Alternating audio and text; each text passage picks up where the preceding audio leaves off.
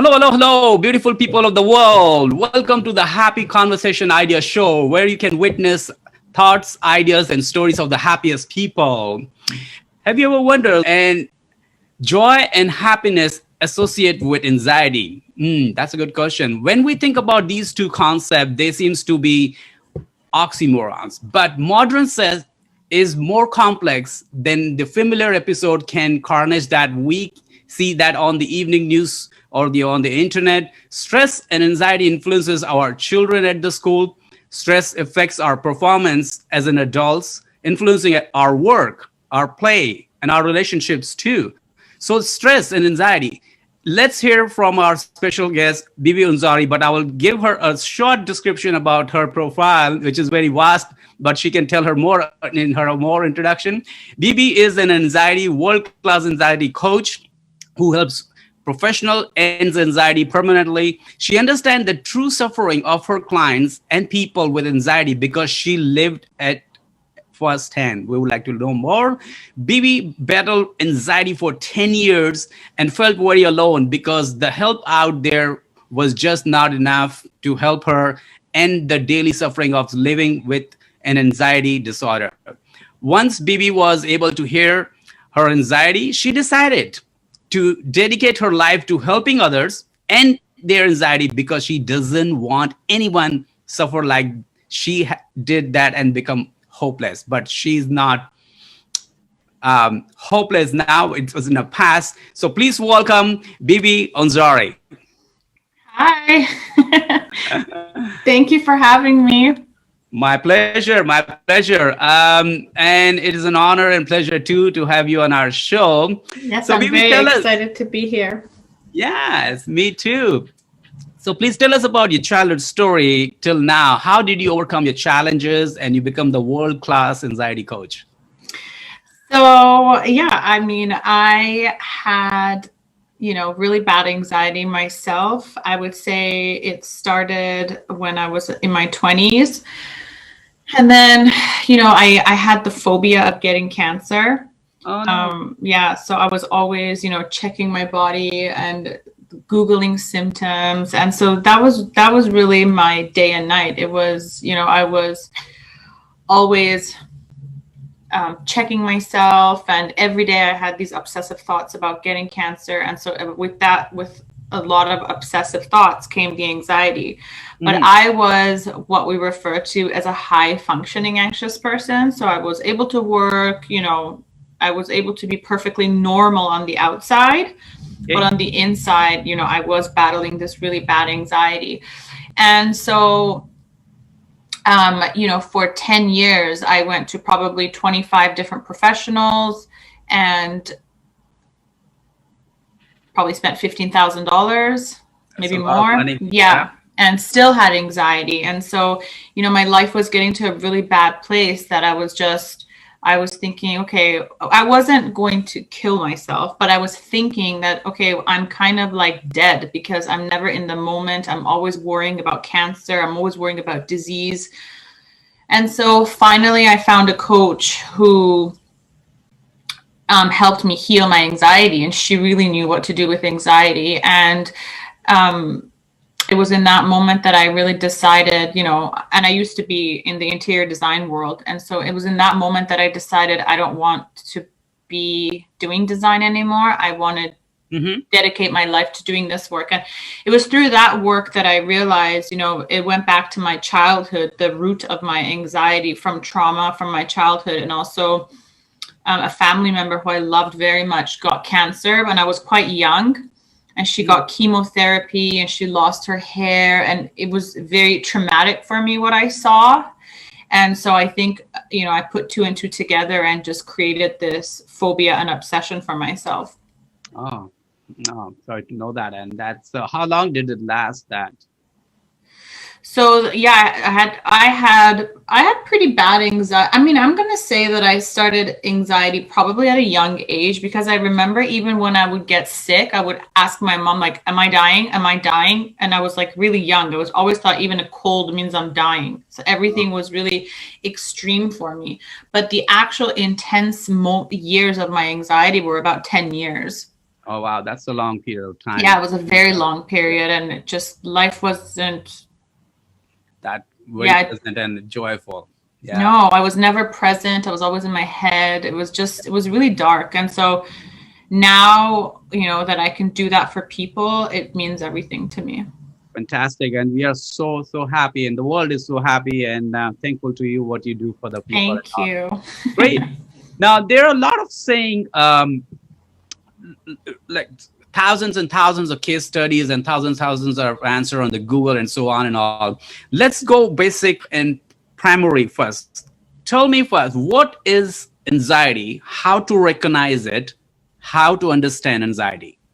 First, recognizing is the important thing, I believe so. How to recognize that someone has anxiety and how to understand it. And what's the first step? You don't need to tell full here because we're gonna ask in our the whole show. You can tell how to recognize it, how to understand it, and what's the first step one should take. So anxiety is, it's obviously we have the fight or flight anxiety, which is our normal emotion, right? If you're going to go speak on stage or you're going to see a bear in front of you, obviously you want to have some sort of reaction to these things. And that's the healthy amount of anxiety. What starts to tap into the anxiety disorders is when you're obsessive now about things. Fears are happening. Everything is too much. Everything is exaggerated. Too much fear, too much overthinking, too much nervousness, phobias. Then you could create OCD, everything that's heightened or obsessive, and it starts to pretty much take over your thought process, right? So like if you see a bear, it's like a few minutes and you're like freaking out, but then you're good. Or if you're going to go speak on stage, you might be nervous just a few moments before, but when you're on stage, you're fine, right? Yeah. But anxiety is obviously, it's the extent, anxiety disorders are the extended versions of all that. And so they start to really rule your life, like mine was. Okay, nobody wants to get cancer, but it's not like you wake up all day, every day, think about it, right? Yep.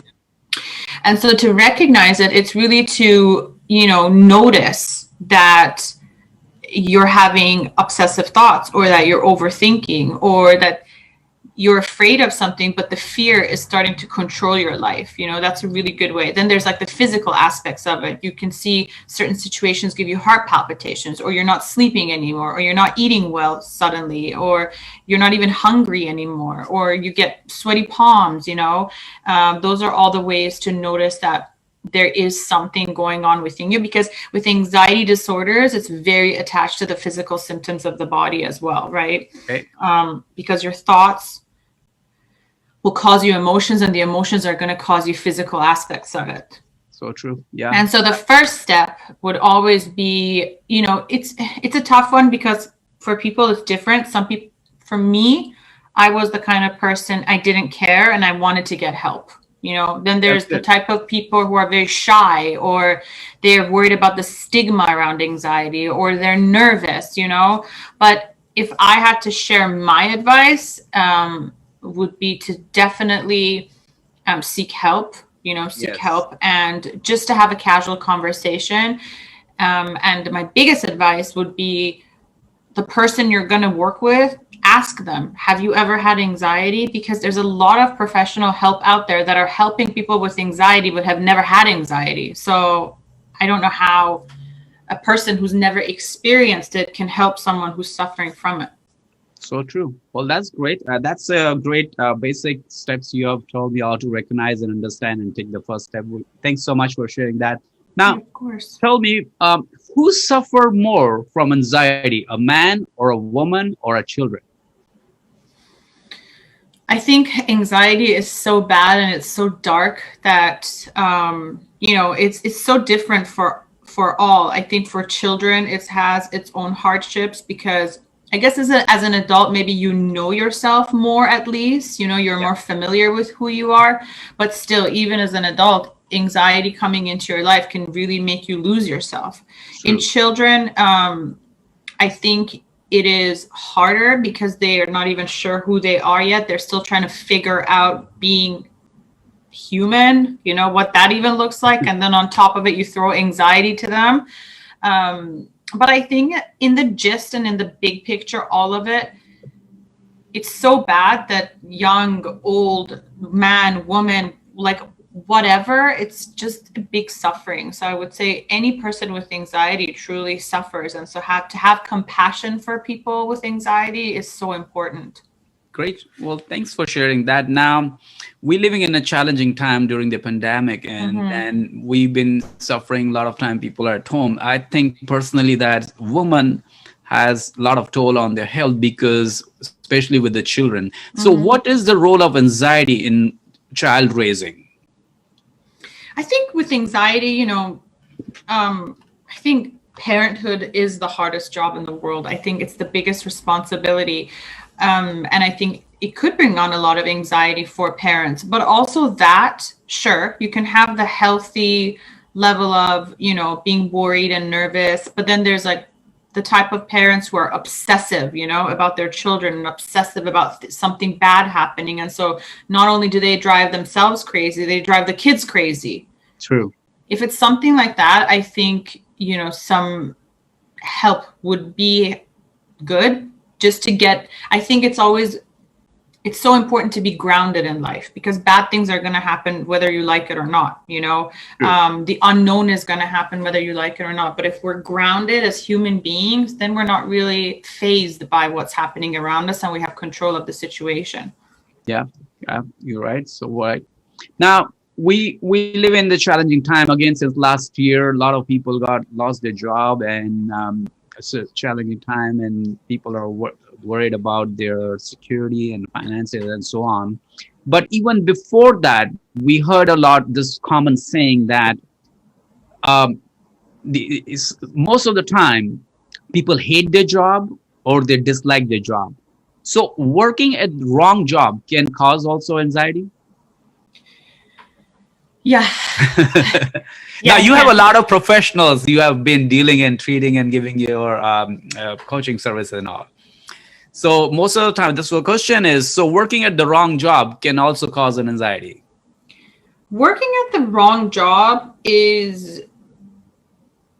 And let me tell you once again, a wrong job is not that there is no right or wrong job, but most of the time people, they hate their job or they dislike. Yeah. For me, any job is a pride job. No job is a menial job. Right. So I like that. Every job is a pride job. But most of the time people, they don't love their job or they dislike the job. So that can also cause an anxiety. Yes. Well, I think, if we tap under that topic, under it is every day waking up and going to something you dislike or don't like, you're mistreating yourself. That's the part that causes problems for people. They're doing something that's against what they want to be doing, but they're also too fearful or too lazy to go after what they truly want because it's the unknown. And a lot of people rather be miserable than tap into the unknown. Okay. So for sure, that starts to bring on unhealthy behaviors. If you hate your job, and we're at our jobs most of the day, that's what we do. Most of our lives we're working, actually, sadly. But if you hate it, then, well, it becomes toxic. And that toxic environment for you can start to build anxiety and persistent growth for sure. 100%. Okay, that's good. That's a great advice on that. I'm going to go back again, the previous topic on the family person. Now, how to deal with the person having anxiety attacks, and especially if that person is your partner who is suffering from anxiety. Now, one partner can be very healthy and happy and joyful, and the other partner can suffering an anxiety, but the other person start getting the panic attacks and all. How to deal with that? Yeah, I can even talk about my own life because I had partners where I had crippling anxiety and they had no anxiety at all. And, it's very, very challenging because it's like you're not speaking the same language, right? Because if someone has never experienced anxiety, they can't even fathom how bad it is for the other person, right? So I think the most important thing is just to allow the other person, let them know you're there, tell them, I don't understand what's going on for you, but I'm here to support you regardless. It's just really being there for the other person, because the thing is that you can't do so much for a person who's having panic attacks or anxiety it always starts with the person. The person has to want to get better. Like, you can't force your partner to go to therapy. You can't, right? So true. They have to want to. So you can show up for them and just say, you know, I'm here. If I can find you some great professional help, just give me the green light and I'll do it, you know. You can learn diaphragm breathing from YouTube, for example. Yeah. And when you see your partner's having a panic attack, sit them down and do this kind of breathing with them, you know, show that you're supporting them and you know how to breathe and you can calm them down. So I would say educating yourself about anxiety and how maybe in that moment you can help your partner is so powerful for the other person who's suffering. Nice. Well, that's a great answer. I really appreciate that. And so also when in your early conversation, you said that you can only sleep and all. So is anxiety is one of the reason for not having a peaceful sleep? A lot of time people wake up in the middle of a night and they cannot go back to the bed. So what is that? Yeah, if you have an anxiety disorder, for sure it taps into insomnia. It can ruin your sleep because also a lot of overthinking. Anxiety has overthinking in it, you know. You can obsess about something over and over and over again. So, you know, that's one reason people have a bad sleep. Another reason people have bad sleep at night is they have bad habits. Yeah. They're on their phone till they fall asleep. They're reading the news, which is fear injecting. Yeah. They have the TV running, you know, they have like 5 coffees during the day. Wow. So many aspects, right? There's so many factors that go into why a person is sleeping bad, especially if you have anxiety. You have to be 10 times more aware of these triggers. Yeah. Okay. Fair enough. That's a brilliant answer, Bibi here. Now, what the drug companies won't tell a person about anxiety, because you are a coach, you don't give a prescription to your client, right? So what other drug companies won't tell a person about anxieties? I'm personally against pharmaceuticals for anxiety or for anything. I always try to go the natural way. And even when I had anxiety, I remember I went to so much therapy and they wouldn't even ask about what type of anxiety I have before they would be giving me pills. I chose to never take pills, but I actually think that with the pills, some people have crippling anxiety and they cannot even function anymore. That's how bad their anxiety is. I think the drugs in that sense, which can bring the person kind of back to being to life, is fine.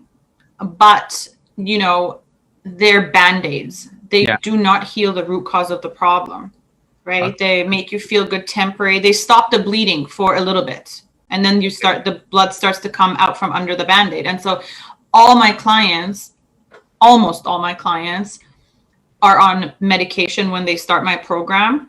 And, you know, but they still have anxiety. So when I'm on the phone, they're like, oh, I've been taking this pill for 12 years, but I'm still so anxious. Well, of course you are, because they don't heal the root cause of what's really going on. Why do you even have this kind of anxiety? So I think the drugs are great because they can make people sometimes function, but I think the drugs are bad because they're band-aids. Okay, fair enough. That's why you are here, to let us know what is the natural way. And the natural way is always the natural way. Always the best way, yes. Best way, yeah. But it takes time, you know, because we are in this modern world that we want everything quick, instant. I just want to give a pill, give me injection. I want to get going all the work. Well, we've become lazy, right? We've become lazy human beings. So true. Yeah. Now, is caffeine, cola, alcohol, and smoking is also a reason for anxiety? No, I'm not going against all the good brands out there, but so it's just generally like, you know, caffeine, cola, like sugary drinks and things like that. I think these are all trigger points for people with anxiety. But again, if you go and work and heal the root cause of your anxiety and you're able to heal anxiety and end your anxiety, you can have a coffee sometimes. But if you're an anxious person and you haven't done the work, coffee's poison for you. Alcohol is poison for you, you know, because these are all things that make people jittery. And so when you're jittery, you overthink and you obsess and you make it worse. What a brilliant answer. Yeah. So watch out, people out there. Make sure that you have a balance in your life about whatever you eat. Be mindful. mindful, and be have a healthy diet and happy diet. Yeah, that's good. Now, we live in the world because we have to please a lot of people, our spouse, our bosses and manager and all. Can we get anxious and anxiety by saying more yes or more no? Well, It's I kind of think, tricky question, but yeah, but no, but you must it, have. I know a lot of time you must have heard, like, saying yes, yes, yes, and you cannot produce the results, and then you're piggybacking, you overload with your work. So, what do you think? yeah, Saying I more think yes can. that's a really good question. I think no is the most powerful word. People who are always yes people, they lack limits and boundaries in their life. If Okay. you're constantly saying yes, you're a people pleaser. Yeah. You lack self-respect. You don't have clear limits and boundaries, and you live for others. Yeah. So true. So it's very unhealthy. No is a very powerful word. And if you can't say no, you've got work to do, right? You've got to create those limits and boundaries in your life. And people who can't say no, there's fear behind it. So you got to go do some work and find out what's the fear behind saying no. Why is it such a scary word for you? Because when you're able to say no, you're actually showing up for yourself. You have self-value, you have self-respect, you have self-worth, or else you're a doormat. Yes, always. No. Uh, no, don't become a doormat. Yeah, And most of the no. time, people, like, they have a fear of losing their job, fear of losing their spouse, and not having enough self-confidence enough to tap their inner giant mind, that which is unexplored, and they cannot even understand their own supernatural power hiding inside that. So I think saying no and coming up with the best answer, in fact, they will grow more. I agree on that. Yeah. Yeah. That's true. So aging should be a reward or a punishment? This is so funny that you asked me this actually, Because now a lot of people say, "Oh, I'm growing older. I want to do this and this surgery and do a whole lot of millions of things out there on right. internet And and all." I think if you want to make changes to your body and it makes you feel better, first of all, is it because you're trying to reach the beauty standards of what the world is telling you who to be, or no, you're a confident person and you wouldn't mind a little tweak here and there, right? Mm-hmm. But for me, I always say, I have so many friends that are in their mid 30s or they're turning in their 40s. And I think 40 is such a freaky number for people who are like 30 in their 30s. They're like, oh my God, I'm getting old. I'm turning 40. And I always think that, every year that I get to celebrate my birthday is such a blessing. Like, I don't care about the number, because I think in a world that life is in the now, and from the minute you wake up, something could go wrong and you could die, literally. Right? You made it to another birthday. You should be thanking God for that. You should be happy about that, rather than, saying I'm getting old. Like, there's young people who die at such a young age. They don't even get to be 12 or 20 or, so every year I think you get to blow a candle. I think it's an absolute blessing, and you should celebrate that, because you might not get to do it the next year. No one has written in a contract of a promise that you're going to be here. Yeah. That's very challenging, but it's very hard to understand that point and to come with the conclusion and the best answers. And that's why you are here to help us. Now, what is more popular in trend, the health or the anxiety topics? So anxiety has still a lot of stigma around it. So that's why, I'm on LinkedIn and I'm always preaching about anxiety and talking about my anxiety and how much it was bad for me. And I really try to shine light on anxiety. But, almost all my clients that I work with, they work for really good brands, amazing companies. They have really good roles, but they never want their name on a testimonial. They never want, there's a huge stigma still around in the world and in the business world, that if you're anxious, maybe like the limiting belief that you're weak, or, you're not suitable to the task, or, so a huge stigma still. And I think this year, thankfully, because of COVID, people started talking about mental health more in workplaces, but I think still such a long way to go. Oh, wow. That's so true. Yeah. So true. Yeah. Now, tell us, what is the natural solution that can change stress and anxiety? So the natural solution is doing the work, working with someone who knows how to deal with anxiety, knows how to deal with stress, and really getting to the bottom of why are you anxious? Why are you stressed? Like I always say, we were born as a blank canvas. Yeah. I don't believe you're born with anxiety. I personally don't believe anxiety is genetic. I don't care how many websites say that, because I've had way too many clients who told me, oh, my anxiety was genetic, and now they don't have anxiety. So what happened to the genes, right? So Yeah. I think it's a lot of monkey see, monkey do. Like one of your parents had it, you picked it up. But I think it's really important to do the work and find out. So if you're born as a blank canvas, what happened when that you decided to pick up anxiety? There's always a point of decision, and it's usually between the age of 4 to 13 that happens. Yeah. So that's now. This is very wonderful. The point you highlighted is a very key point. Now, my concern and question is because most of the parents, spouses, they have argument, discussion, even a fight, and so on, and their kids are at home and all. What do you suggest, or what kind of suggestion or an advice would you give, like when specifically spouse, they have argument and discussion and yelling and screaming and abusing each other, and children are there? Should they do in a private and privacy, or they should involve a kid in that? Because children get very impacted in that, the age which you just said that. Like what is your suggestion on that? I think, raising a child never comes with a manual. Everyone does the best that they can with the best that they know, right? And I think being a parent is one of the hardest jobs in the world. But at the same time, the message I would put out there is kids at that age are pretty much recording your every action, your every move, your every word.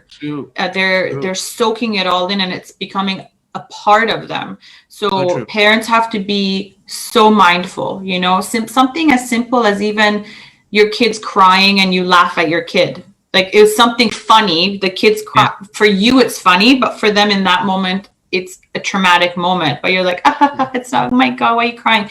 Something like that. I've worked with 60-year-old people who that's where their anxiety started. Yeah. Wow. So just being mindful that, our children are just absorbing everything. Yes. And that's not for a parent to go obsessive now and, become crazy over this thought, but just to be mindful, right? Be mindful when you can be. No, that's a really great answer, being mindful, because you cannot control incident happens sometime in front of the kids and spouse. They will not say, okay, give me a break. Let's go inside the next room and we will talk. Yeah. So or having a very good conversation after it, right? Even if in that moment something happens, pull your kid aside and say, listen, me and daddy talk like this to each other because we were angry. Being angry is okay, but you shouldn't talk like that to people. I don't know. Give them something, a positive message, so you can change that mindset pattern in the child rather than leaving that traumatic one in there.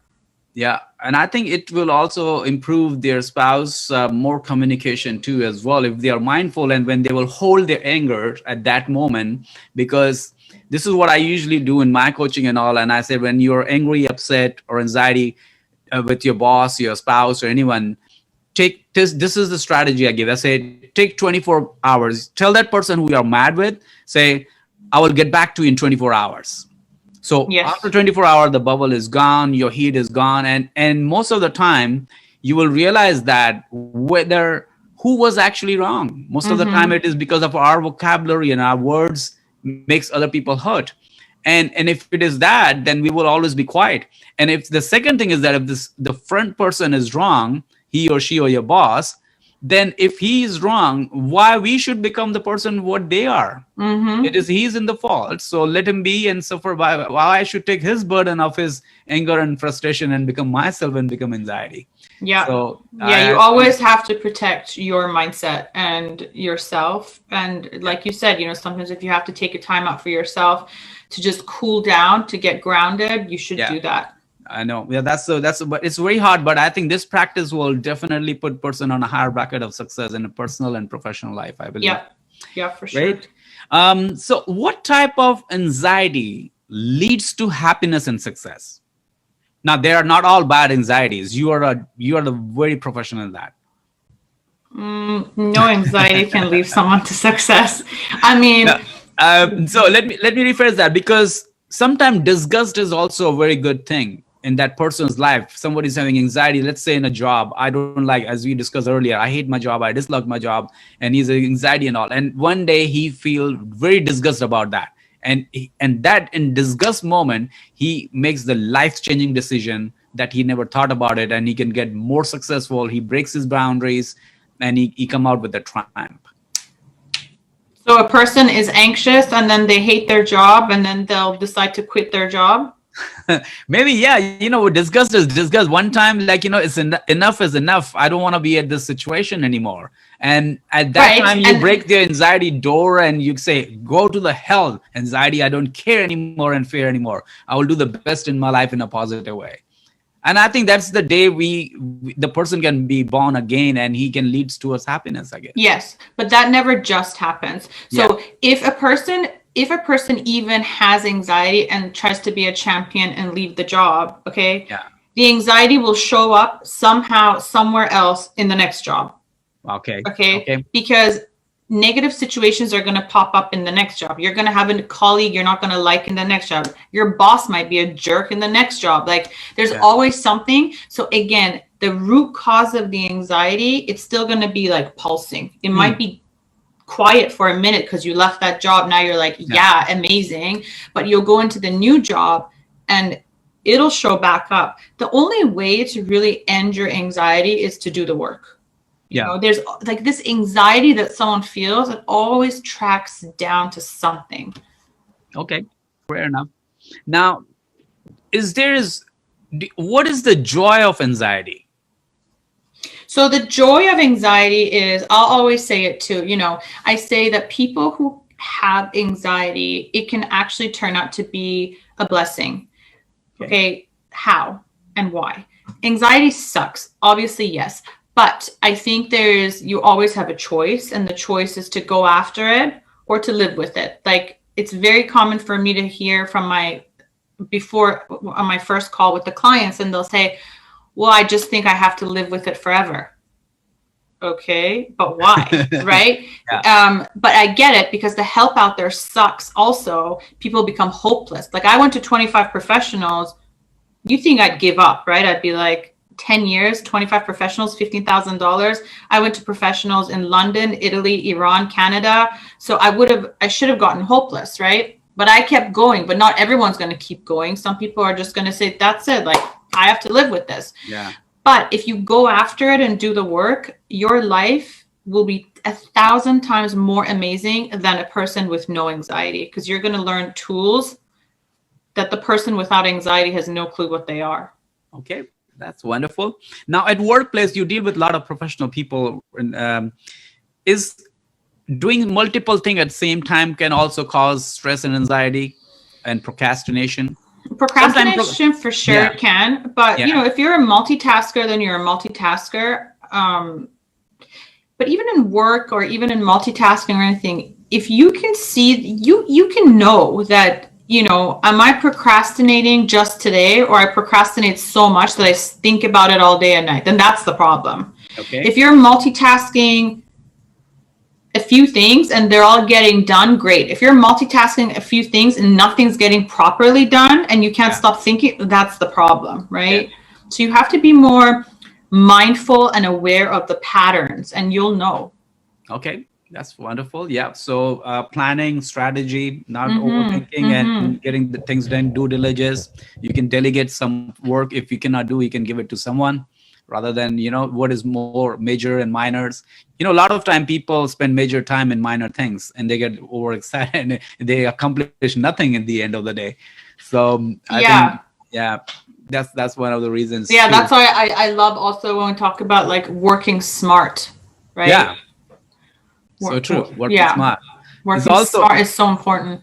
Yeah, working hard and smart, I think it's a good combination. And hard work is always there.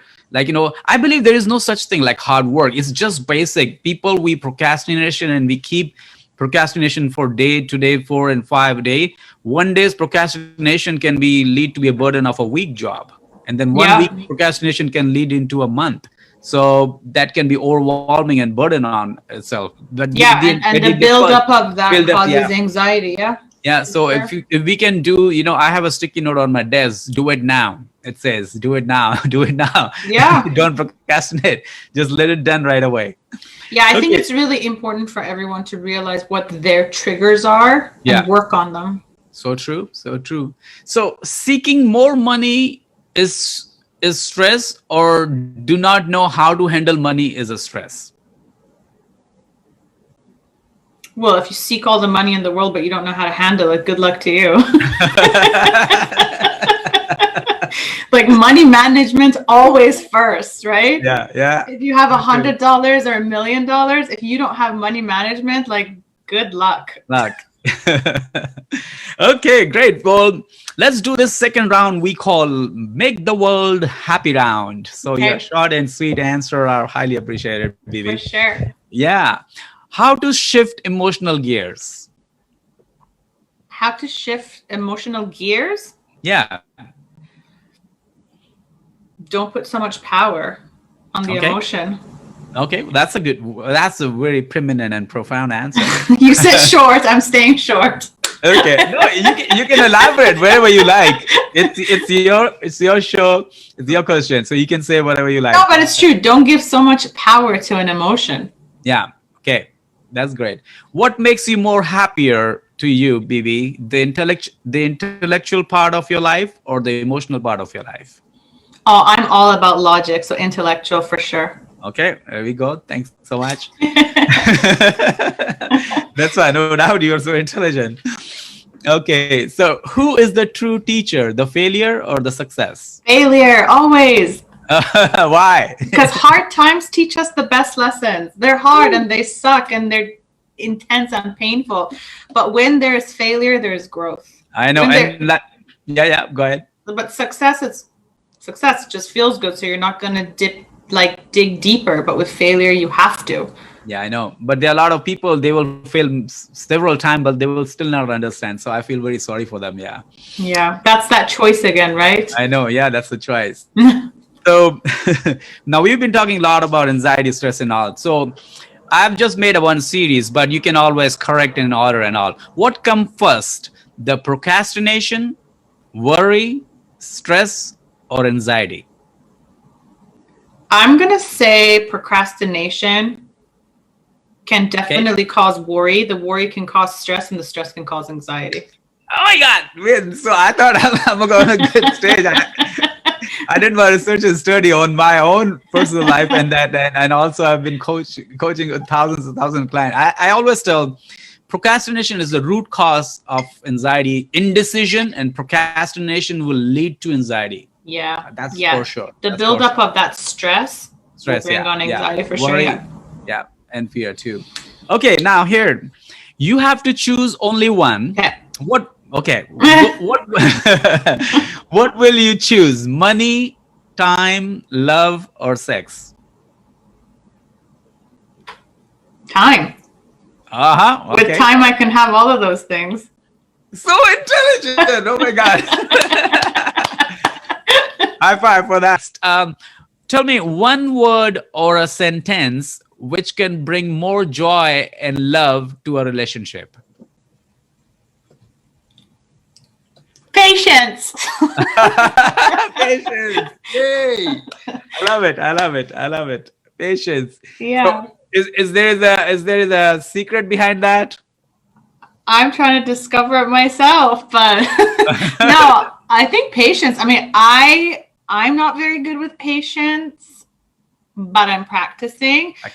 And I think in relationships, patience is really important. Very important. Yeah, I agree. Patience and communication plays a big role. Yeah.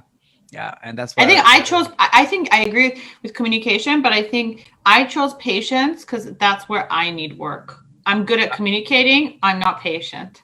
okay, well, that's good. So you take my suggestion, then think about 24 hours before you Yeah, say something. exactly. That's why I love that. So true.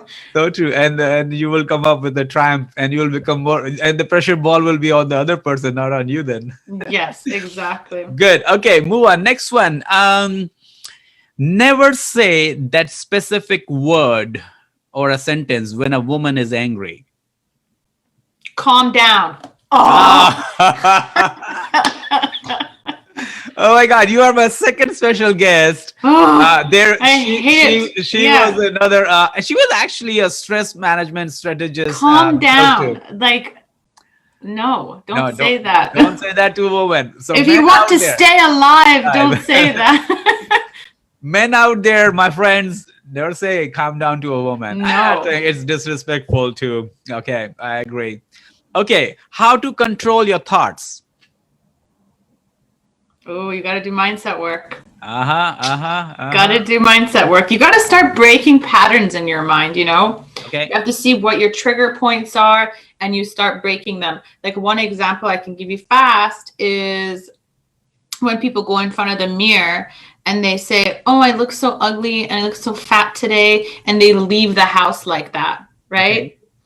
No, don't do that. Go back in front of the mirror and say, "Okay, I've gained some weight during Yeah. COVID. I don't feel pretty today, but I'm working out. I'm eating well. I'll feel better soon." Like it's Yeah. so much better to leave the house on that note rather than "I'm ugly, I'm fat," and close the door and leave. Like all day you're going to feel like this heavy energy on you, you know? So that's a pattern break right there.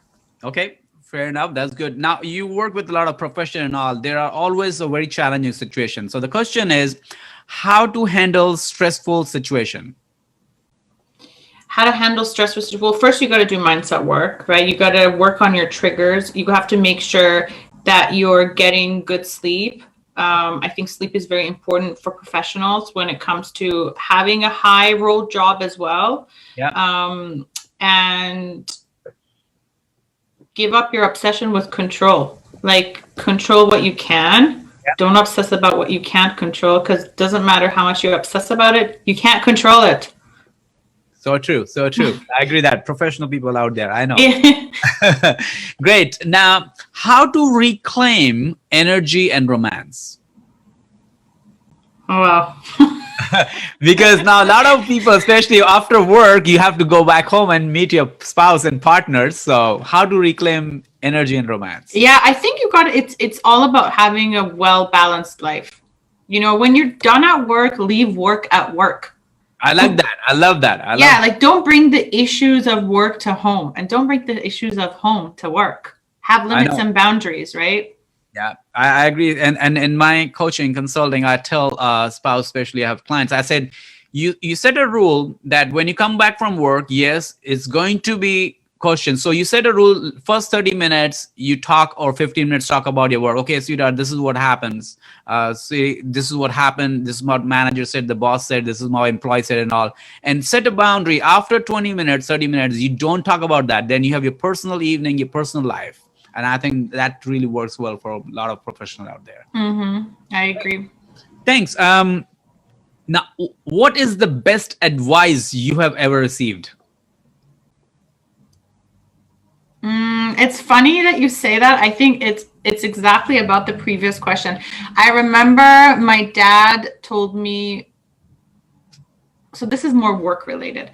I remember my dad told me that when you're at work, you're on stage. So lights are on, eyes are on you, you know, you perform, right? Yeah, I like that. And so it was so powerful for me always working, because when I worked in, you know, more like corporate world and 9 to 5 and things like that, it was very true, because I had learned to leave my problems at the door. I couldn't go to work and start crying because like my boyfriend broke up with me, for example, or because my dog is sick. Or I'm not saying those things are not okay. Of course, you're human, but I think it's just so there's always going to be problems in our personal life. We can't always take it to work. So that was one of my favorite advice. That was a Yeah, great. like focus. That was a really good. I love that one Great. too. I love that. Thanks for sharing that.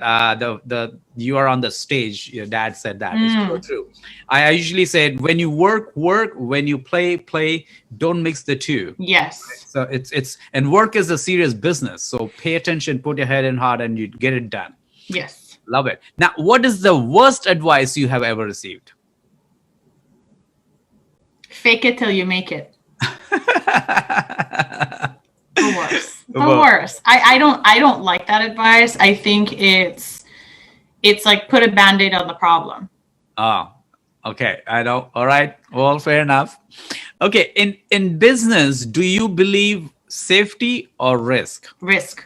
Okay. All right. This is something apart from that. Now, what Mother Earth means to you?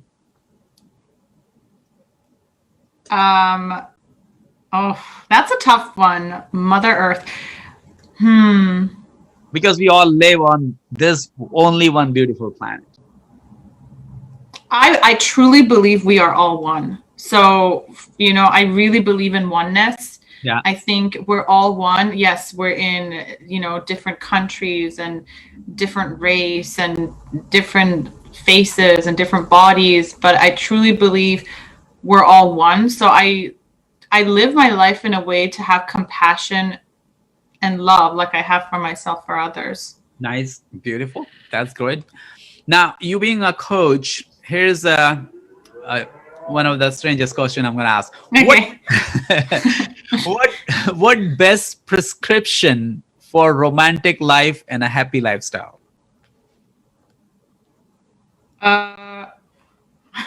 Like, I don't know if I'm the best person to ask, because I'm like, my romantic life, I don't know if I should.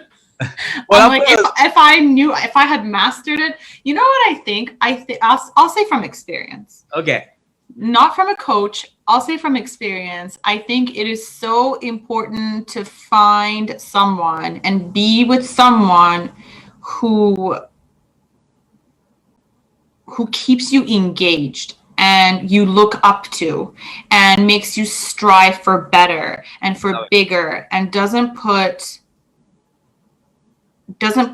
roadblocks in front of you. I love that. No barriers and all. Always encouraging, empowering. Always making you grow. And I think it's so important to look up to your partner.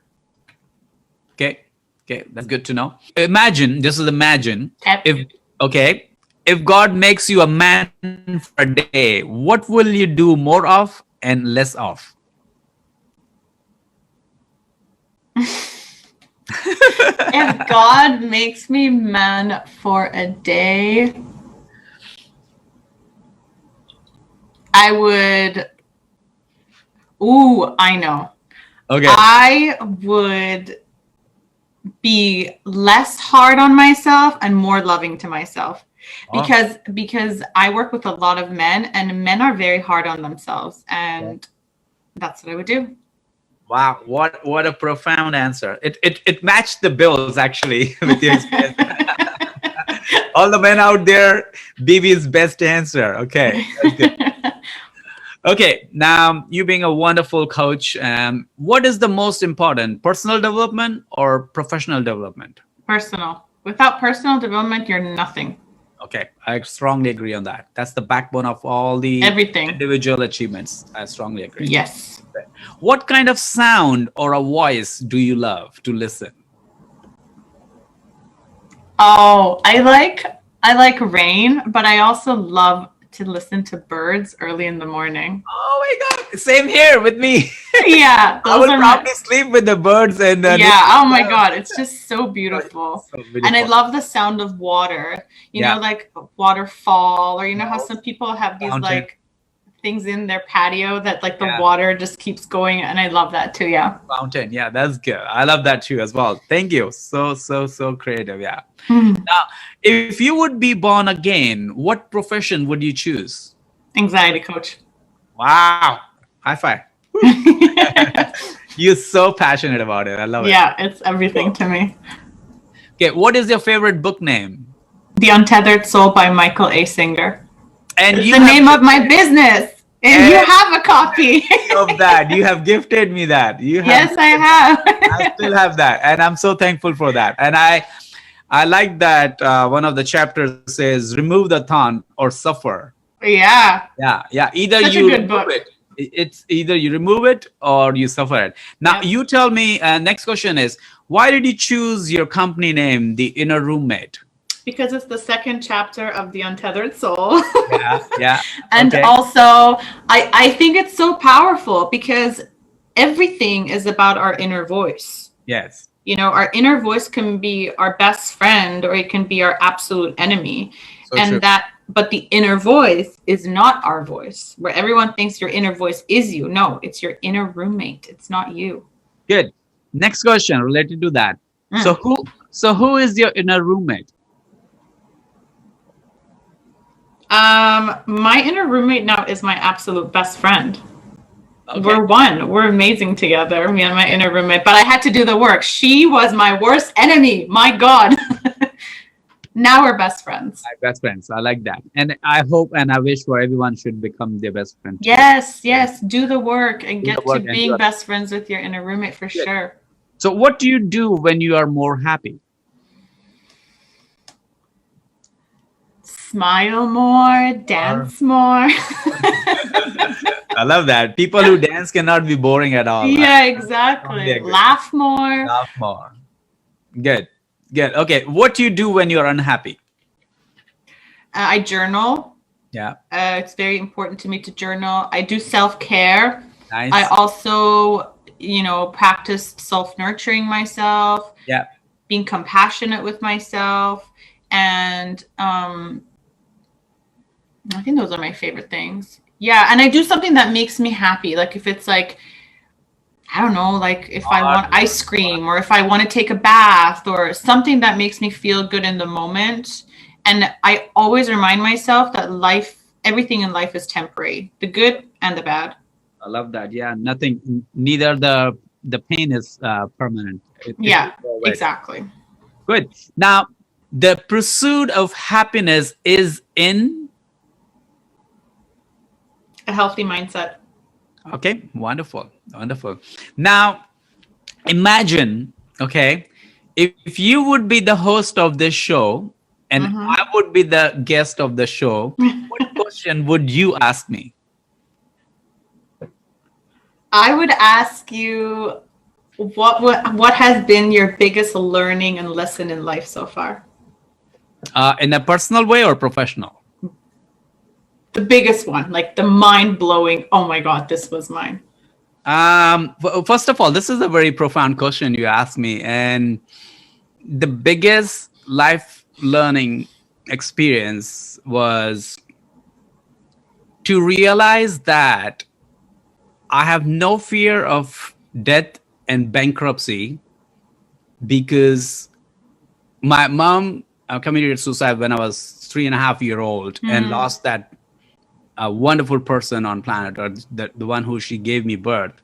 And since when I was growing up, and I have no idea, that what her voice would be. She would have called my name and say, okay, Happy, did you eat the food? Or where are you this morning and all? So I have no clue about that till today. And that incident is a very beautiful incident so far for me because that has taken away all my fear of bankruptcy and also death, and especially the fear of loss of loved one. So that is the biggest lesson. So since childhood, I have been so courageously so strong on my own. I never indulged into drugs and gangster lives or anything, and that was the biggest lesson, that I lead my life the way I wanted to lead, and that incident has taken me where I am today. And I'm so proud of that. That's my biggest learning lesson in my life. That when I was growing, when I realized when I was 8, 9, and 10, then I realized oh, where is my mom? At that time, when you grow that child, 3-year-old child doesn't know whether I have a mom or not. When I was growing up and I know there is no mom, you're going to live the rest of your life without mom. So I started loving all my friends and beloved ones' mom and all. But that was my biggest learning lesson. I said, you cannot have 2 or 3 mom. You can have 2 dads and whatever, but not mom, the one who conceived you with her hardship and pain for 9 months, and she got you on planet Mother Earth, and she's gone. So that was my biggest learnings when I realized I was in my senses. That I fearless in that. And Yeah, I think that's beautiful. Well, first of all, I'm sorry for your loss. no, it's okay. That's I'm sure, I can't imagine it must have been hard, but I also really believe that, as you were saying, I can tell, like I can feel energetically that your mom's been with you the whole way. Indeed, her You know? blessings are always Yeah. with me. Her shadow, it's not like Yeah. an umbrella. Wherever I walk, I always see a feather. I think she's there, right there. Yeah. No, I totally You know? believe that. That's beautiful. Well, Yeah, thanks for sharing that. my pleasure. And this is my biggest life lesson learning. And I think all the lesson which I've learned in professional losses and lost my job, or they fire me or I fire them and all, it's just temporary. So Yes. in one of the interviews, they asked me, what is the biggest lesson you've learned too? It's similar kind of question. I said, my life is this is I'm enjoying the journey on planet Earth. Mm. Yeah. So Yeah, that's good. Yeah. exactly. It's a journey. So on planet Earth. Thank you. Well, that was a great question. I took a little long, but coming back to you again now, what is your favorite word or a quote? My favorite quote is, you think you're holding on to grudge, but the grudge is actually holding on to you. Woo! I love that. Can you say it again, please? You think you're holding on to grudge, but the grudge is actually holding on to you. Oh, that's so powerful. That's so powerful. Yeah, I love that one. It's so true, So true. So true. I agree on that. Yeah. Now, here's the last question of the show, and we will wrap up. And what is your message for the beautiful people of the world? Heal. One word. Heal. Heal the Yeah, world. no, I think my message for people in the world is, first of all, it would be, life is not that serious, so don't make it so serious. I Okay. think a lot of people take life too seriously. I think it would also be, if you're having issues around something, go for it, like work on it, heal from it. When they say, are you living your best life? Most people will say no, right? And why aren't they? Because they have these roadblocks and limits around themselves that they've created and they're not going after. But once you heal and move forward from all these little limits in your life, Yeah. you do reach the place that you actually will live your best life. And I think that's, if you can live your life and say, I lived my best life, That's the way it is. it Yeah. made it worth it being here, right? True. So true. Yeah, I agree on that. And that's a very powerful message you have given. Heal and live the way you wanted to live the life and lead the life. Don't take life seriously. Wow, what a wonderful answer and all. Well, thanks so much, Bibi. And you're being a wonderful friend and a coach for the world as well as anxiety. Thank you. You have already healed so many people already out there. And we are very, very proud of you, what you're doing to the world. Thank you so much. Yeah, it was an honor and a pleasure to have you on the show. And thanks to the wonderful audience, the beautiful people of the world. Yes. You've been very supportive and given us the time. Sorry for the interruption in between, but you can watch the full on YouTube video again. Until next Monday, we will see you. The Happy Conversation Idea Show, where you can witness thoughts, ideas, and stories of happiest people like Bibi and make the world a better place for you and I, because it's possible. Take care. Thank you. Bye.